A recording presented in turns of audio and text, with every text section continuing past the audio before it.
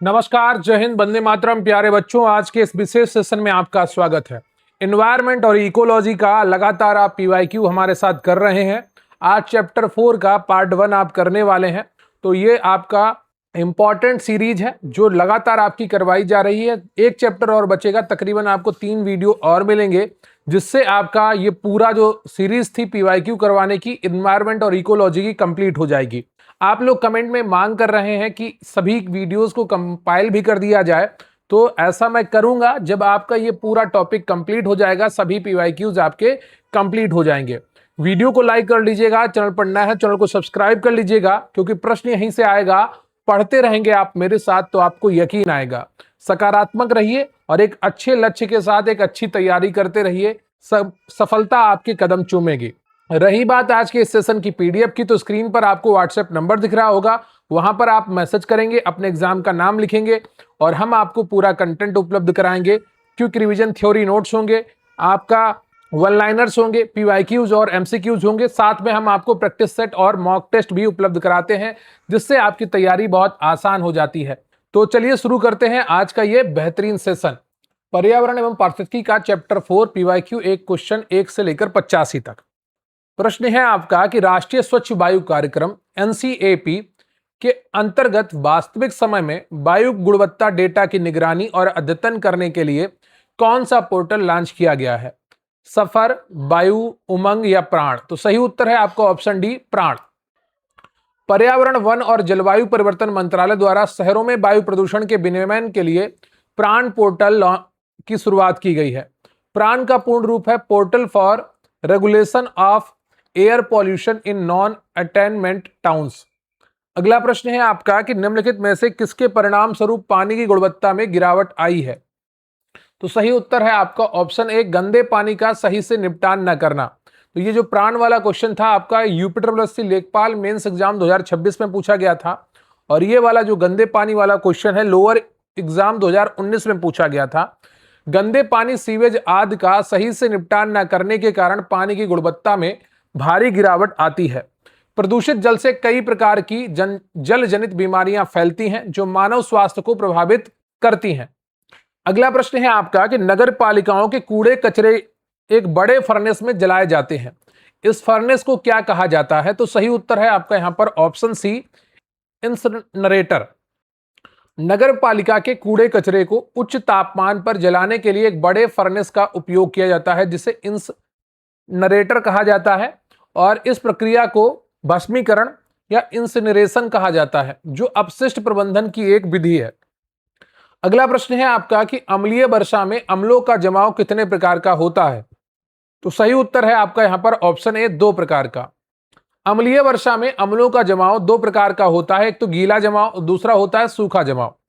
गीला जमाव तब होता है जब सल्फ्यूरिक और नाइट्रिक अम्ल बादलों में शामिल होकर बारिश, बर्फ या कोहरे के रूप में जमीन पर गिरते हैं।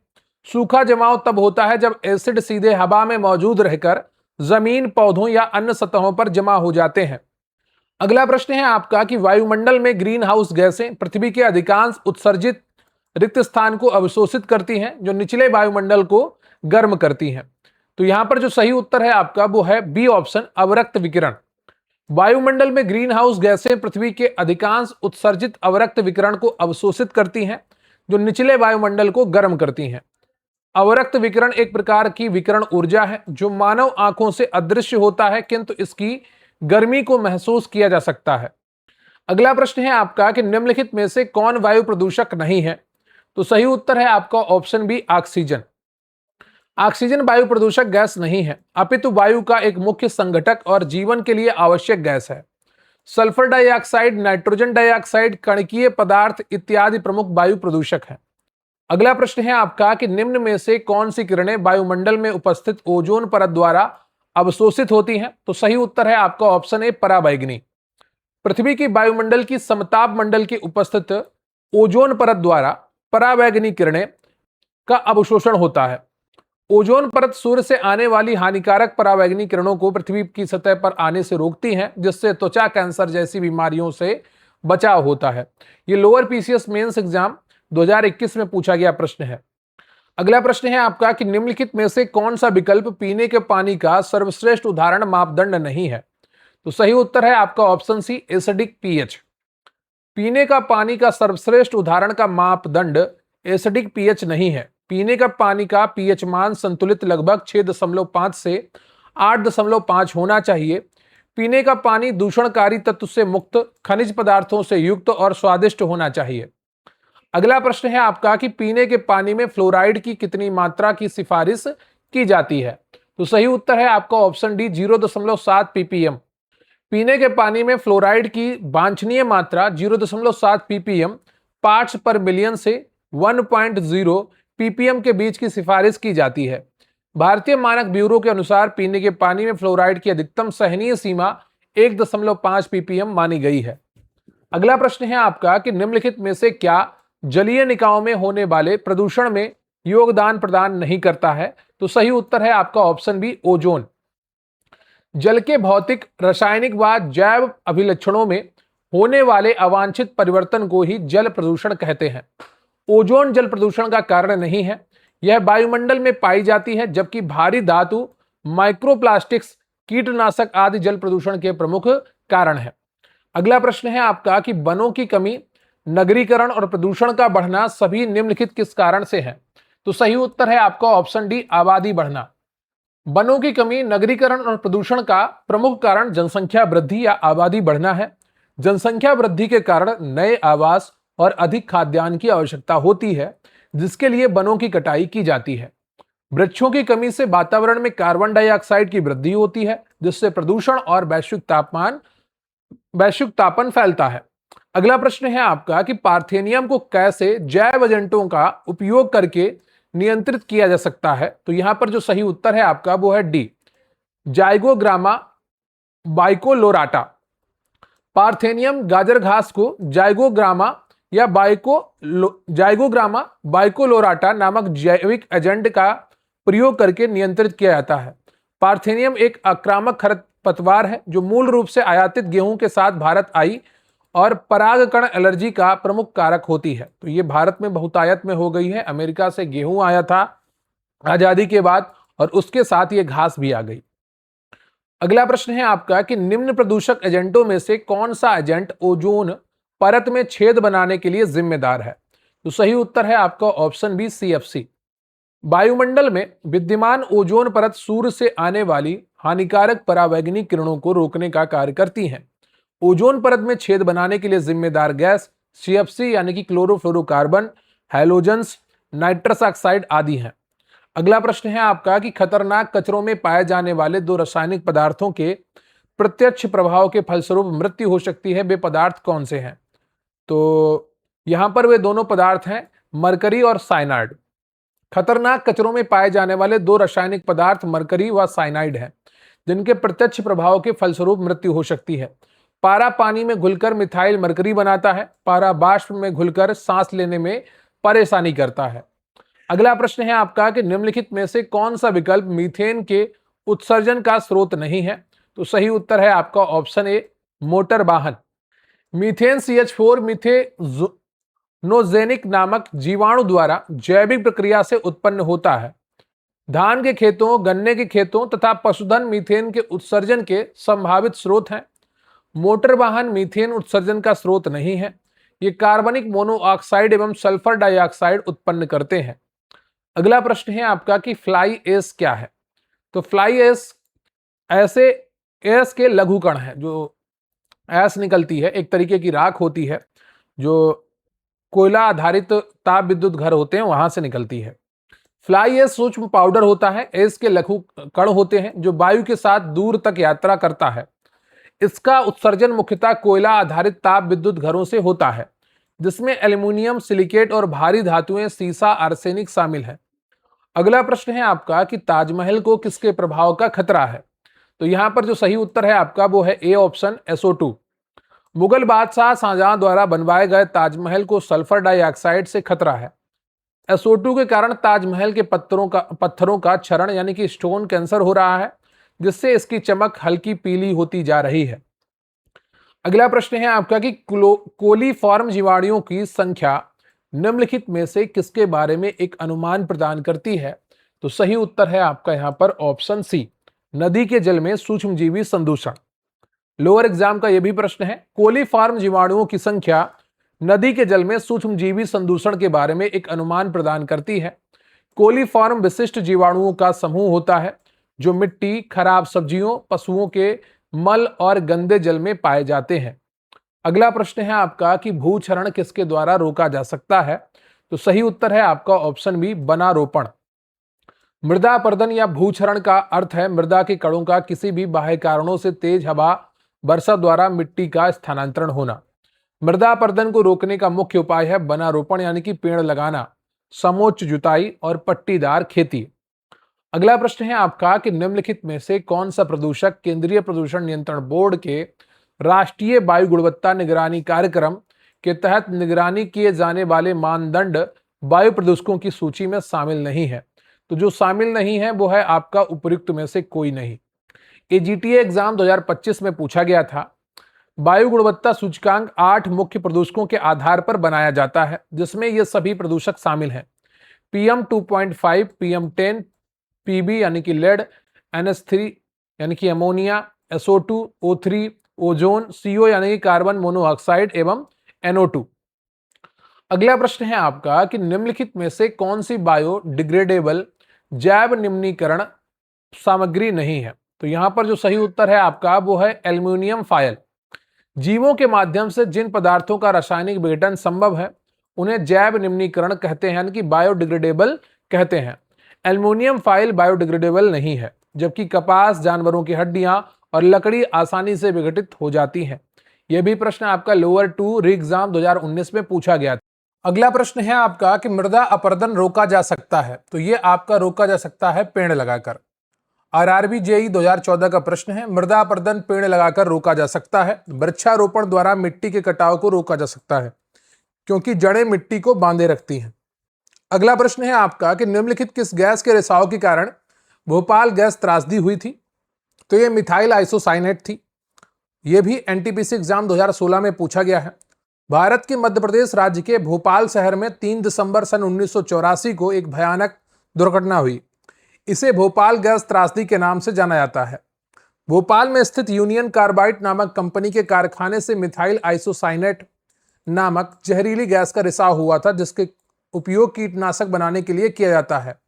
इसमें 15,000 से अधिक लोगों की जान गई थी। इस पर एक वेब सीरीज भी बनी है, नेटफ्लिक्स पर है। अगला प्रश्न है आपका कि मृदा और जल पारिस्थितिकी तंत्र पर अम्लीय वर्षा के प्रभावों को समझने के लिए पीएच का अन्वीक्षण करना क्यों महत्वपूर्ण है? तो सही उत्तर है आपका यहां पर ऑप्शन सी। अम्लीय वर्षा से पीएच कम हो जाता है जिससे जलीय और मृदा पोषक तत्वों की उपलब्धता को हानि पहुंचती है।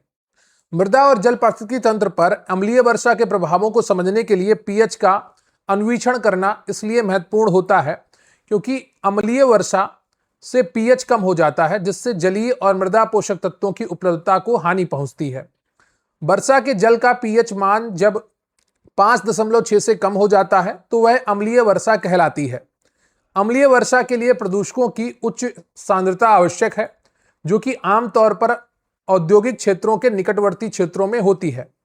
अम्लीय वर्षा मुख्य रूप से सल्फर डाइऑक्साइड SO2 और नाइट्रोजन ऑक्साइड NO2 के वायुमंडल में मौजूद जल वाष्प के साथ प्रतिक्रिया करने से बनती है। अगला प्रश्न है आपका कि डिक्लोफेनाक दवा के कारण भारत में रिक्त स्थान की अधिकांश आबादी विलुप्त के कगार पर है। तो सही उत्तर है आपका यहां पर ऑप्शन डी, गिद्धों।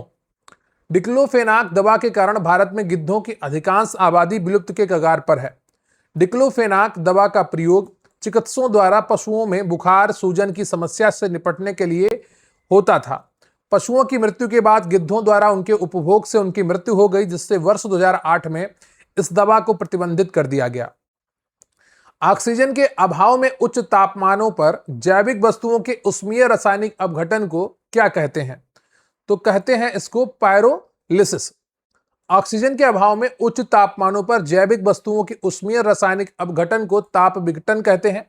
प्लास्टिक, सैनिटरी अपशिष्ट आदि से बने पॉलीमर कचरे को इस प्रक्रिया के माध्यम से निपटाया जाता है। अगला प्रश्न है आपका कि कीटनाशक DDT का आविष्कार किसने किया था? तो यह किया था पॉल हरमन मूलर ने। स्विस रसायनज्ञ एवं नोबेल पुरस्कार विजेता पॉल हरमन मूलर ने सन 1939 में रोगाणु जनित रोग, मलेरिया इत्यादि के आविष्कार मलेरिया इत्यादि की रोकथाम हेतु डीडीटी का आविष्कार किया था। अगला प्रश्न है आपका कि जैव आवर्धन या जैव संचयन का कारण क्या है? तो यहां पर आपका सही उत्तर है आपका ऑप्शन बी, आर्गनोक्लोराइड। जैविक आवर्धन से तात्पर्य विषैले एवं हानिकारक रसायनों का खाद्य श्रृंखला में प्रवेश होना एवं पोषीय स्तर के साथ बढ़ते जाना तथा उच्च खाद्य जीवों में स्थापित होना है।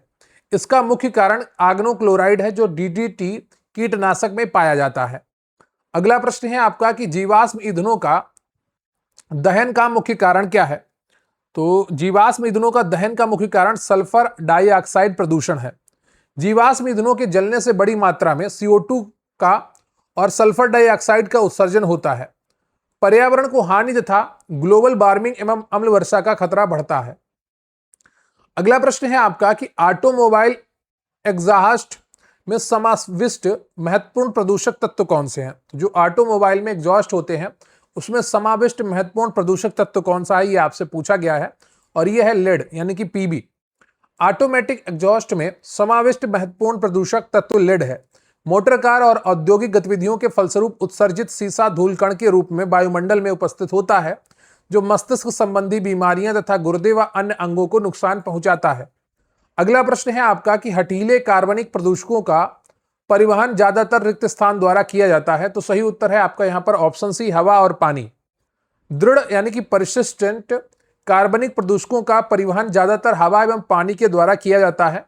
वायु प्रदूषण की वृद्धि में मानव की महत्वपूर्ण भूमिका है जिससे अन्य जीव जंतुओं को या पर्यावरण को नुकसान पहुंचता है। अगला प्रश्न है आपका कि निम्नलिखित किस विकल्प का अर्थ है कि कोहरा जो धुएं से मिलकर प्रदूषित हो गया है? सही उत्तर है आपका ऑप्शन डी, स्मॉग।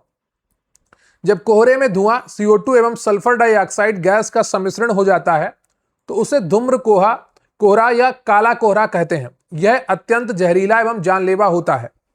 अगला प्रश्न है आपका कि निम्नलिखित में से कौन सा प्रदूषक प्रकाश रासायनिक स्मॉग का एक प्रमुख कारक है? तो सही उत्तर है आपका यहां पर ऑप्शन ए, ओजोन। ओजोन प्रकाश रासायनिक धूम्र कोहरे के प्राथमिक घटकों में से एक है। प्रकाश रासायनिक धूम्र कोहरे के सामान्य घटक ozone, nitric oxide, acrolein, formaldehyde एवं पराक्सीएसिटिल नाइट्रेट है। अगला प्रश्न है आपका कि प्रदूषण में सूचकांक एसपीएम का पूर्ण रूप क्या है? तो सही उत्तर है आपका option B, suspended particulate matter. प्रदूषण में सूचकांक एसपीएम का पूर्ण रूप सस्पेंडेड पार्टिकुलेट मैटर है और हिंदी में इसको निलंबित कणकीय पदार्थ कहते हैं। ठोस एवं निम्न बाष्प दाब वाले द्रव कण जिनका आकार 0.1 माइक्रोमीटर से 100 माइक्रोमीटर तक होता है निलंबित कणकीय पदार्थ कहलाते हैं। 10 माइक्रोमीटर से कणों को पार्टिकुलेट मैटर कहते हैं। अगला प्रश्न है आपका कि निम्नलिखित में से कौन ध्वनि प्रदूषण का एक प्रभाव नहीं है? तो यहां पर जो सही उत्तर है आपका वो है डी, त्वचा रोग। ध्वनि प्रदूषण से होने वाली समस्याएं श्रवण शक्ति ह्रास, हृदय संबंधी रोग, रक्तचाप में वृद्धि, कोरोनरी आर्टरी रोग हो सकते हैं। अगला प्रश्न है आपका कि एक जलीय जीव की सेहत ज्ञात करने के लिए किस चीज की गणना की जाती है? तो सही उत्तर है आपका ऑप्शन ए, घुली हुई ऑक्सीजन। एक जलीय जीव की सेहत का ज्ञात करने के लिए जल में घुली ऑक्सीजन की मात्रा की गणना की जाती है। जल प्रदूषण के कारण पानी में घुली ऑक्सीजन की मात्रा कम हो जाती है जिससे जलीय जीवों का अस्तित्व खतरे में पड़ जाता है। अगला प्रश्न है आपका कि अम्ल वर्षा या अम्ल अवक्षेपण का मुख्य कारण क्या है? तो सही उत्तर है आपका ऑप्शन ए, SO2। अम्ल वर्षा का प्रमुख अवयव सल्फर डाइऑक्साइड SO2 और नाइट्रोजन ऑक्साइड है। पृथ्वी के वायुमंडल में सल्फर डाइऑक्साइड SO2 और नाइट्रोजन के ऑक्साइड NOx जल के साथ क्रिया करके नाइट्रिक अम्ल और गंधक बनाते हैं तथा अम्ल वर्षा के रूप में पृथ्वी पर संघनित होकर गिरते हैं। अम्ल वर्षा में अम्ल दो प्रकार के वायु प्रदूषकों गैसों से आते हैं, SO2 और NOx।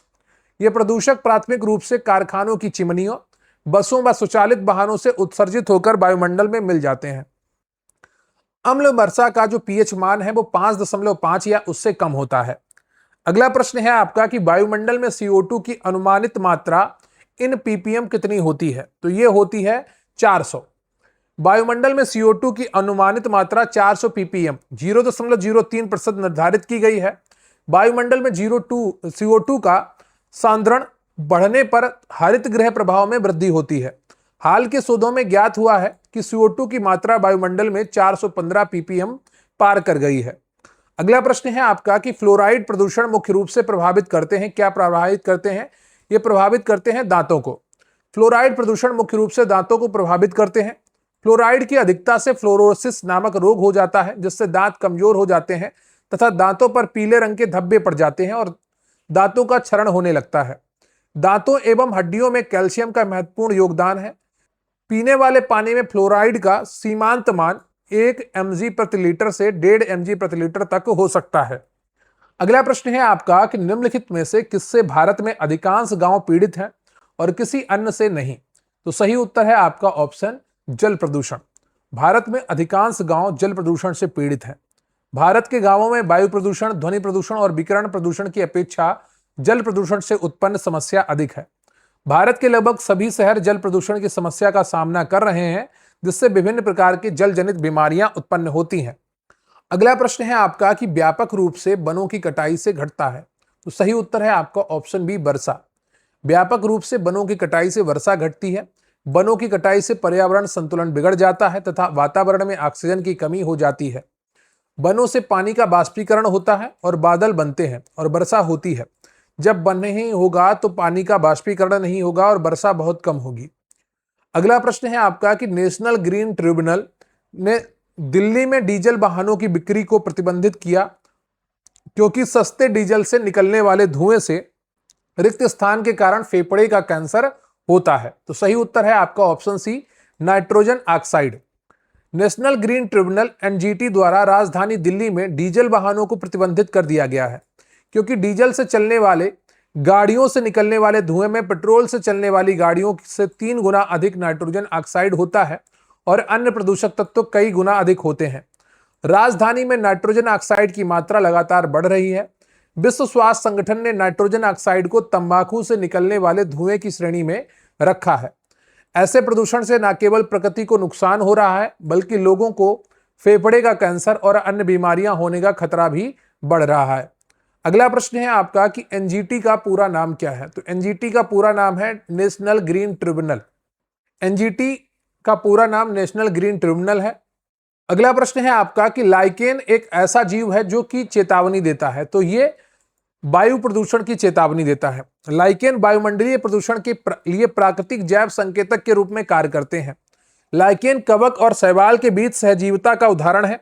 शैवाल द्वारा कवक को भोजन तथा कवक द्वारा शैवाल को जल नाइट्रोजन प्राप्त होता है। अगला प्रश्न है आपका कि इनमें से कौन सा पर्यावरण संबंधित चिंता का विषय नहीं है? तो सही उत्तर है आपका ऑप्शन डी ओजोन परत का बढ़ना। ओजोन परत का बढ़ना पर्यावरण संबंधित चिंता का विषय नहीं है, जबकि ओजोन का घटना चिंता का विषय है, क्योंकि ओजोन परत के घटने से पृथ्वी पर सूर्य अल्ट्रावायलेट किरणें पहुंचेंगी जो कि पृथ्वी के जीवों को प्रभावित करेंगी। अगला प्रश्न है आपका कि इनमें से कौन सा रोग जल प्रदूषण के कारण नहीं होता है? तो सही उत्तर है आपका ऑप्शन डी प्लेग। प्लेग रोग यर्सीनिया पेस्टिस नामक जीवाणु द्वारा उत्पन्न होता है। यह रोग सबसे पुरानी महामारियों में से एक है। इसे ताउन, ब्लैक डेथ, पेस्ट आदि नाम से भी दिए गए हैं। इसका संक्रमण चूहों पर पाए जाने वाले पिस्सुओं से होता है, क्योंकि पिस्सुओं के शरीर में प्लेग्मा बैक्टीरिया पाया जाता है। संक्रमित पिस्सू के काटने से या संक्रमित सामग्री के सीधे संपर्क में आने से यह रोग फैलता है। अगला प्रश्न है आपका कि केंद्रीय प्रदूषण नियंत्रण बोर्ड द्वारा रात्रि के दौरान आवासीय क्षेत्रों के लिए प्रस्तावित मानक शोर स्तर कितना है? तो सही उत्तर है आपका ऑप्शन ए सी 45 dB। केंद्रीय प्रदूषण नियंत्रण बोर्ड एक सांविधिक संगठन है। इसका गठन जल प्रदूषण निवारण एवं नियंत्रण अधिनियम 1974 के अधीन सितंबर 1974 में किया गया था। रात्रि के दौरान आवासीय क्षेत्र के लिए प्रस्तावित मानक शोर स्तर 45 dB है, दिन में 55 dB है। औद्योगिक क्षेत्रों में अनुमेय सीमा दिन के लिए 75 dB और रात में 70 dB है। वाणिज्यिक क्षेत्रों में यह क्रमशः 65 dB दिन में और 55 dB रात में है। अगला प्रश्न है आपका कि राष्ट्रीय वायु गुणवत्ता सूचकांक को रिक्त स्थान प्रदूषकों की सघनता के आधार पर निर्धारित किया गया है। तो सही उत्तर है आपका यहां पर ऑप्शन डी 8। 6 अप्रैल 2015 को प्रधानमंत्री नरेंद्र मोदी ने नई दिल्ली में राष्ट्रीय वायु गुणवत्ता सूचकांक जारी किया, जो 10 प्रमुख शहरों दिल्ली, आगरा, कानपुर, लखनऊ, वाराणसी, फरीदाबाद, अहमदाबाद, चेन्नई, बेंगलुरु और हैदराबाद में वायु प्रदूषण के स्तर को सूचित करता है। AQI का पूर्ण रूप है एयर क्वालिटी इंडेक्स। यह एक वायु गुणवत्ता सूचकांक है। इस सूचकांक में 8 प्रदूषकों PM10, PM2.5, NO2, SO2, CO, O3, NS3 और PB को निर्धारित किया गया है। इस सूचकांक के अंतर्गत 6 वर्ग रखे गए हैं। प्रत्येक वर्ग का एक अलग अलग रंग कोड है, जिसमें अच्छा 0 से 50 के लिए हरा, संतोषजनक 51 से 100 के लिए धानी और सामान्य प्रदूषण 101 से 200 के लिए पीला, खराब के लिए 201 से 300 के लिए नारंगी और अति खराब 301 से लेकर 400 के लिए लाल तथा गंभीर 401 से लेकर 500 के लिए गहरा लाल रंग प्रदान किया गया है। अगला प्रश्न है आपका कि निम्नलिखित में से कौन सी गैस अम्ल वर्षा से संबंधित नहीं है? तो सही उत्तर है आपका ऑप्शन बी NH3। वायुमंडल में sulphur dioxide SO2, nitrogen oxide NO, nitrogen dioxide NO2 और क्लोरीन व फ्लोरीन गैसों की वृद्धि वर्षा जल में सल्फ्यूरिक अम्ल, नाइट्रिक अम्ल, हाइड्रोक्लोरिक अम्ल का निर्माण कर वर्षा जल को अम्लीय बना देती हैं। अम्ल वर्षा का जल धरती पर वनस्पतियों एवं संगमरमर की इमारतों को बुरी तरह से प्रभावित करता है। तो NH3 अमोनिया का संबंध अम्ल वर्षा से नहीं है। अगला प्रश्न है आपका कि हमारे जल संसाधनों की सुरक्षा के लिए भारत सरकार ने किस वर्ष में जल प्रदूषण निवारण एवं नियंत्रण अधिनियम पारित किया था? सही उत्तर है आपका ऑप्शन डी 1974। जल प्रदूषण निवारण तथा नियंत्रण अधिनियम 1974 में पारित किया गया। वायु प्रदूषण नियंत्रण अधिनियम 1981 में पारित हुआ। भारतीय वन्य जीव संरक्षण अधिनियम 1972 में पारित हुआ। पर्यावरण संरक्षण अधिनियम 1986 में पारित हुआ और 1987 में वायु प्रदूषण के साथ ध्वनि प्रदूषण को भी शामिल कर लिया गया। अगला प्रश्न है आपका कि सीवेज में पाए जाने वाली बैक्टीरिया अधिकतर होती है, तो ये होती है रोगजनक। सीवेज इस्तेमाल कर बहा दिए जाने वाले जल को कहा जाता है। सीवेज में सामान्यतः रोगजनक जीवाणुओं बैक्टीरिया की अधिकता होती है। अगला प्रश्न है आपका कि जैव अपघटनीय संदूषण क्या है? तो सही उत्तर है आपका ऑप्शन ए प्राकृतिक माध्यमों से शीघ्र अपघटित होते हैं। तो जिन प्रदूषक पदार्थों का प्राकृतिक माध्यमों से अपघटन होकर निम्नीकरण यानी कि डिग्रेडेशन होता है, उन्हें बायोडिग्रेडेबल प्रदूषक कहते हैं। अर्थात जैव अपघटनीय संदूषण प्राकृतिक माध्यमों सूक्ष्म जीवों से शीघ्र अपघटित होते हैं। अगला प्रश्न है आपका कि नदी जल में जैविक ऑक्सीजन मांग यानी कि BOD में कोई परिवर्तन नहीं होता जब शैवालीय उत्फुलन होता है। का जल में ऑक्सीजन की सांद्रता से कोई संबंध नहीं है। जल में स्थित साल्मोनेला की उपस्थिति की माप प्रदान करती है। तो BOD क्या प्रदान करती है, यह आपसे पूछा गया है और यहां पर सी ऑप्शन आपका सही है। जैविक ऑक्सीजन मांग ऑक्सीजन की उस मात्रा का मापन है जो जल के एक नमूने में वायवीय जैविक अपघटकों द्वारा जैव क्षयकारी कार्बनिक पदार्थों के अपघटन के लिए आवश्यक है। किसी नदी के जल में जैविक ऑक्सीजन मांग जल में उपस्थित साल्मोनेला जीवाणु की उपस्थिति की माप प्रदान करती है। साल्मोनेला एक जीवाणु है जो टाइफाइड आंत्र ज्वर के लिए जिम्मेदार होता है तथा यह गंदे मलिन जल आदि में उत्पन्न होता है। BOD की मात्रा बढ़ने पर जल में साल्मोनेला जीवाणु की मात्रा बढ़ जाती है। अगला प्रश्न है आपका कि सुरक्षित पेयजल का जैव रासायनिक ऑक्सीजन मांग होना चाहिए। तो सही उत्तर है आपका शून्य। सुरक्षित पेयजल का जैव रासायनिक ऑक्सीजन मांग आदर्श रूप से शून्य होना चाहिए, परंतु व्यवहारिक रूप से यह संभव नहीं है। व्यावसायिक रूप से पीने योग्य जल का BOD 3 से 5 ppm माना जाता है। अगला प्रश्न है आपका कि हम जानते हैं कि यदि वर्षा जल का pH मान 5.6 से कम होता है तो इसे अम्लीय वर्षा कहते हैं। जब ये अम्लीय जल नदियों में जाता है तो क्या होता है? तो नदी के जल का pH कम हो जाता है। यदि वर्षा का जल pH मान 5.6 से कम होता है तो इसे अम्लीय वर्षा कहते हैं और यह अम्ल जब नदियों में बहकर जाता है तो नदी का जल का pH मान कम हो जाता है। शुद्ध जल उदासीन होता है और यह pH मान इसका लगभग 7 होता है। 7 से कम pH विलयन को अम्लीय और 7 से अधिक pH वाले विलयन को क्षारीय कहते हैं। जब आप उदासीन जल में अम्ल मिलाएंगे तो वो अम्लीय हो जाएगा, pH मान आपका कम होता जाएगा। अगला प्रश्न है आपका कि जैव निम्नीकरणीय अपशिष्ट के बड़े पैमाने पर उत्पादन के कुछ प्रभावों का उल्लेख नीचे दिया गया है, गलत कथन का चयन कीजिए। सही उत्तर है आपका ऑप्शन बी, लैंडफिल में भेजे जाने वाले अपशिष्ट की मात्रा बढ़ जाती है। जैव निम्नीकरणीय अपशिष्ट के बड़े पैमाने पर उत्पादन के फलस्वरूप लैंडफिल में भेजे जाने वाले अपशिष्ट की मात्रा घट जाती है। लैंडफिल कचरा निपटान की पुरानी पद्धति है जिसमें कचरा को मिट्टी के नीचे दबाया जाता है तो इसकी मात्रा घट जाती है। मृदा पोषक तत्वों की पुनः पूर्ति होती है, ये भी सही है। ये मच्छरों के प्रजनन स्थल के रूप में कार्य करता है जिससे बीमारियां फैलती हैं, ये भी सही है। दुर्गंध देता है, ये भी सही है। अगला प्रश्न है आपका कि अजैव निम्नीकरणीय पदार्थों के बारे में निम्नलिखित में से कौन सा कथन सही है? तो सही उत्तर है आपका ऑप्शन ए, अजैव निम्नीकरण पदार्थ पर्यावरण में बने रहते हैं। वे अपशिष्ट पदार्थ जिनका जैविक कारकों के द्वारा अपघटन नहीं होता है अजैव निम्नीकरण कहलाते हैं। ये पदार्थ सामान्यतः अक्रिय होते हैं जो लंबे समय तक पर्यावरण में बने रहते हैं तथा पर्यावरण के अन्य सदस्यों को हानि पहुंचाते हैं। अगला प्रश्न है आपका कि हम अजैव निम्नीकरणीय उत्पादों के उपयोग को कैसे कम कर सकते हैं? तो सही उत्तर है आपका यहां पर ऑप्शन ए, पर्यावरण के अनुकूल पैकेजिंग का उपयोग करके। पर्यावरण के अनुकूल पैकेजिंग करके हम अजैव निम्नीकरण उत्पादों के उपयोग को कम कर सकते हैं और पर्यावरण प्रदूषण को भी नियंत्रित कर सकते हैं। अगला प्रश्न है आपका कि निम्न में से कौन से पदार्थ जैव निम्नीकरणीय नहीं है? तो सही उत्तर है आपका ऑप्शन बी, कांच का बर्तन और प्लास्टिक कवर।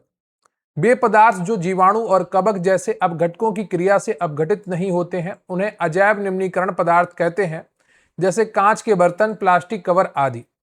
अगला प्रश्न है आपका कि एक विशिष्ट कस्बे में अजैव निम्नीकरणीय अपशिष्टों के उत्पादन को कम करने के लिए 3R रिसाइकिल, रीयूज और रिड्यूस का पालन किया जाना है। इन तीनों का सही क्रम क्या होगा? तो इन तीनों का जो सही क्रम होगा वो होगा आपका रिड्यूस, रीयूज, रिसाइकिल। एक विशिष्ट कस्बे में अजैव निम्नीकरणीय अपशिष्टों के उत्पादन को कम करने के लिए 3R नियम का पालन किया जाता है। पहला होता है रिड्यूस, फिर होता है रीयूज और फिर होता है रिसाइकिल। इस नियम का उपयोग करके हम पर्यावरण में बढ़ रहे अपशिष्ट को कम कर सकते हैं। अगला प्रश्न है आपका कि निम्नलिखित में से कौन सा वायु प्रदूषण का एक प्राकृतिक स्रोत है? तो सही उत्तर है आपका ज्वालामुखी विस्फोट।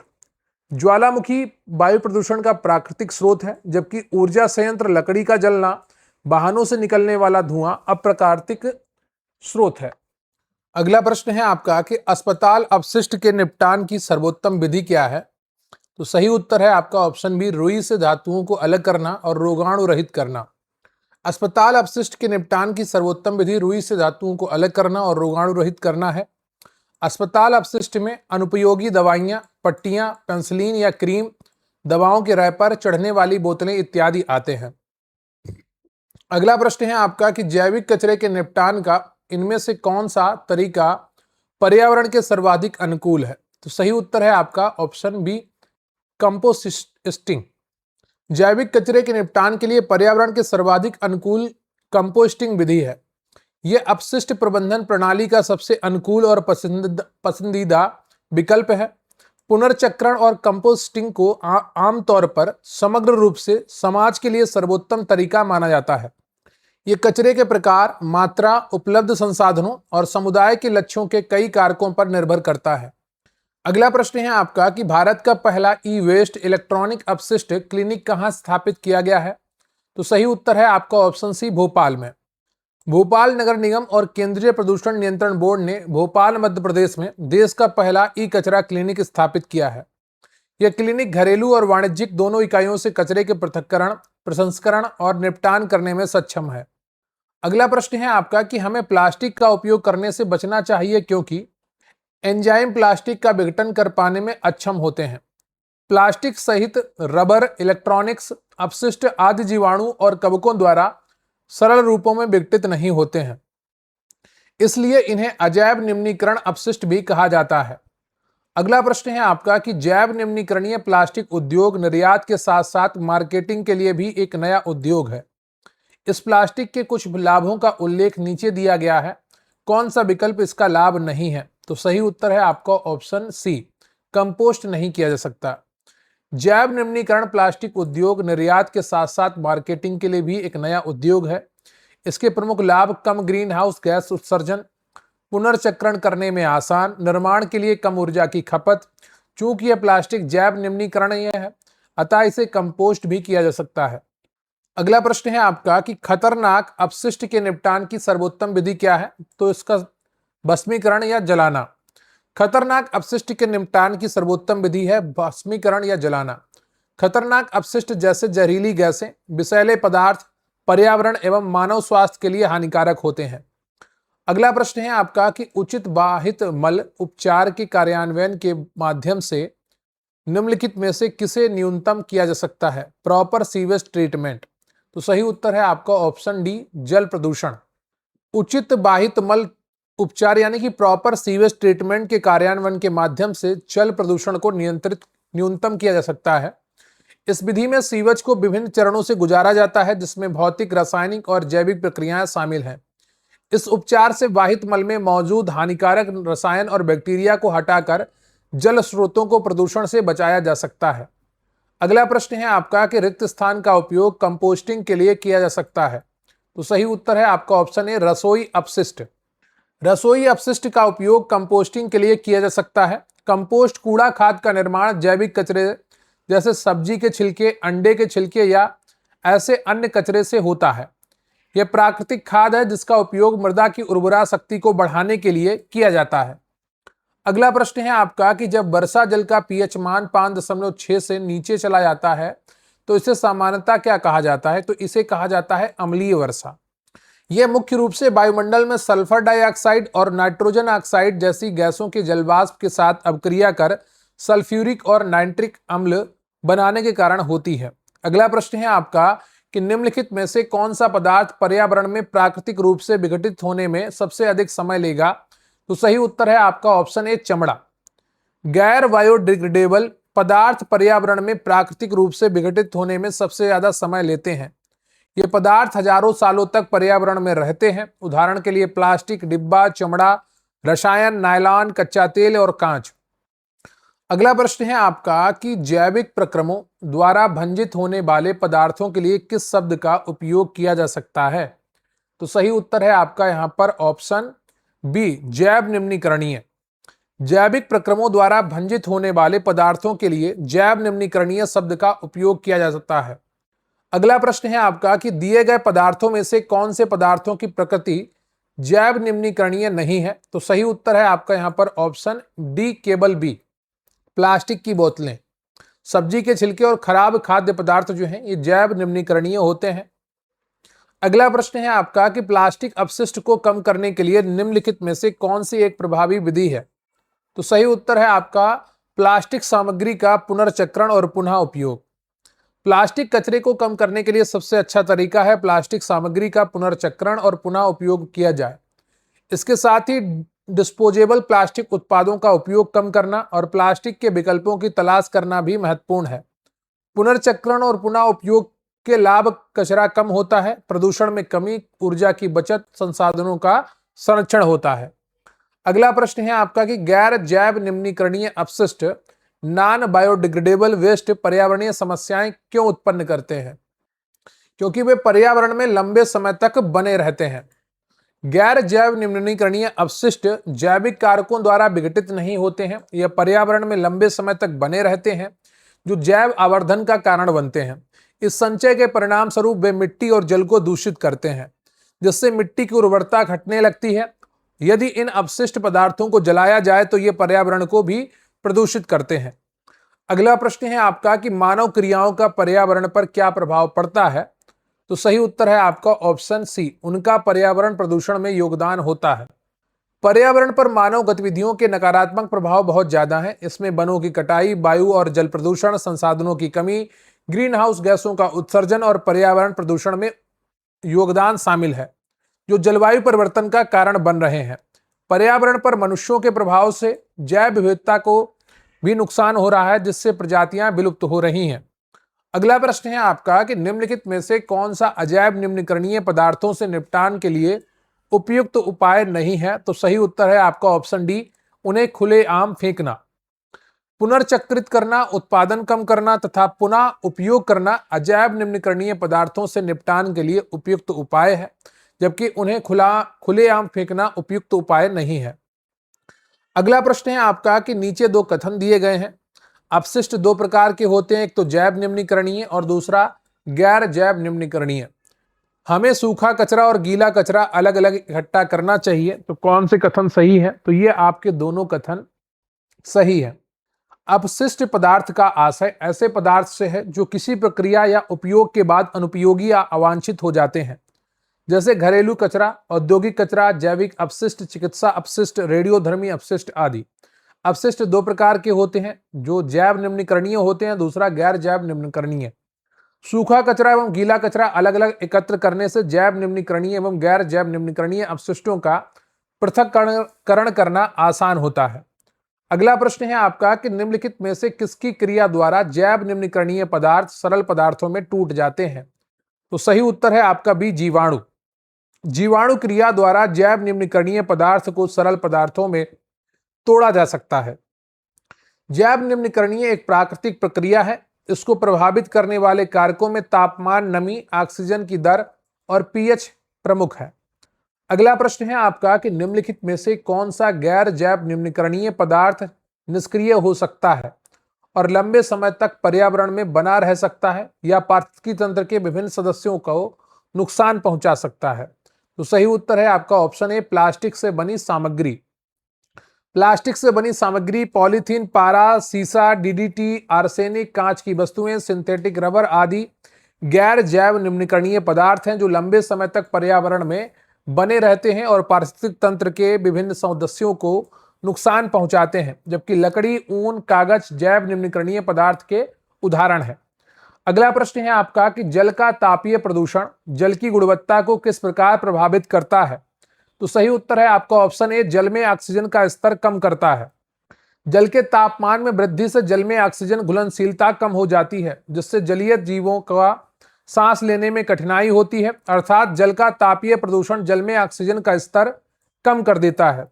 इसके अलावा उच्च तापमान रासायनिक प्रतिक्रियाओं को तेज कर देता है, जिससे जल में हानिकारक पदार्थों की विषाक्तता बढ़ जाती है।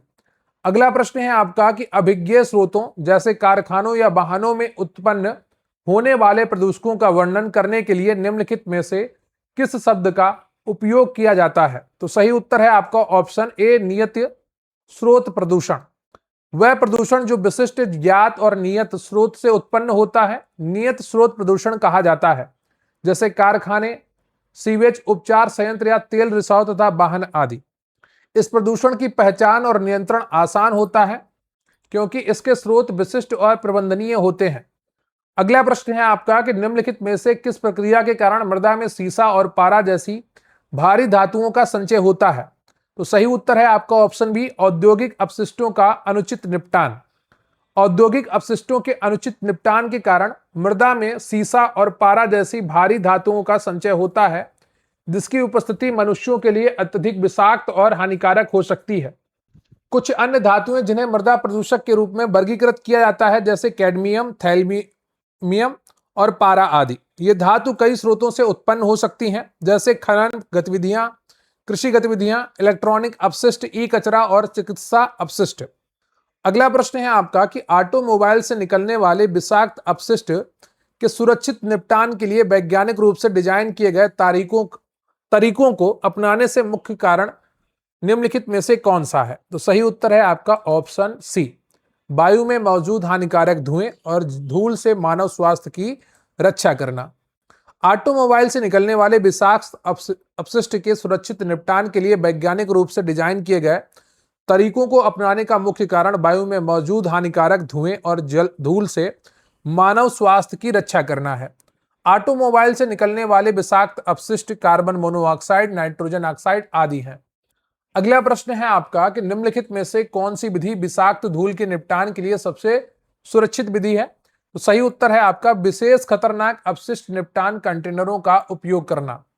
विषाक्त धूल से निपटने के लिए सबसे सुरक्षित तरीका विषाक्त धूल को इकट्ठा करने के लिए विशेष खतरनाक अपशिष्ट निपटान कंटेनरों का उपयोग करना है। वीडियो को लाइक कर लीजिएगा, चैनल पर नया है चैनल को सब्सक्राइब कर लीजिएगा और अपने दोस्तों के साथ भी शेयर करिएगा और कमेंट करके बताइएगा कि आज का ये सेशन आपको कैसा लगा।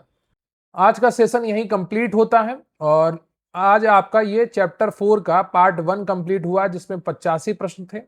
चैप्टर 5 आपका बाकी है और इसका एक पार्ट और बाकी है। तो 3 वीडियो में आपका या 2 वीडियो में ये मैं पूरा कंप्लीट करवा दूंगा और फिर आपकी जैसे रिक्वेस्ट आई है कमेंट बॉक्स में कि सभी को कंपाइल करके एक वीडियो बना दीजिएगा, मैराथन वीडियो, तो वो भी मैं करके आपको प्रोवाइड करवाऊंगा। अगले 2 या 3 दिनों में ये पूरा टॉपिक आपका कंप्लीट हो जाएगा, एनवायरनमेंट और इकोलॉजी का पीवाईक्यू। तो अगर आप भी हमारे साथ जुड़ना चाहते हैं, आज के इस वीडियो की पीडीएफ पाना चाहते हैं, तो स्क्रीन पर आपको व्हाट्सएप नंबर दिख रहा होगा, वहां पर आप मैसेज करके हमारे साथ जुड़ सकते हैं। बहुत अच्छे नोट्स, बहुत अच्छे पीवाईक्यूज और एमसीक्यूज, वन लाइनर्स हम आपको उपलब्ध कराते हैं, जिससे आपकी तैयारी आसान हो जाती है, रिवीजन आसान हो जाता है। कम समय में ज्यादा एग्जाम ओरिएंटेड कंटेंट पढ़ना ही आपको सफलता की दहलीज पर लेकर जाता है। अगर आपके पास नोट्स उपलब्ध हैं तो बहुत अच्छी बात है, अगर नहीं है तो आप हमारे साथ जुड़िए और बहुत अच्छा कंटेंट आपको मिलेगा, जिससे आपको एग्जाम में काफी लाभ होने वाला है। तो आज के लिए बस इतना ही। अगर आप भी जुड़ना चाहते हैं तो स्क्रीन पर व्हाट्सएप नंबर दिख रहा है, वहां पर अपने एग्जाम का नाम लिखिए और हमें मैसेज करिए। मिलेंगे फिर किसी अन्य सेशन में, तब तक अपना ख्याल रखिए। जय हिंद, जय भारत।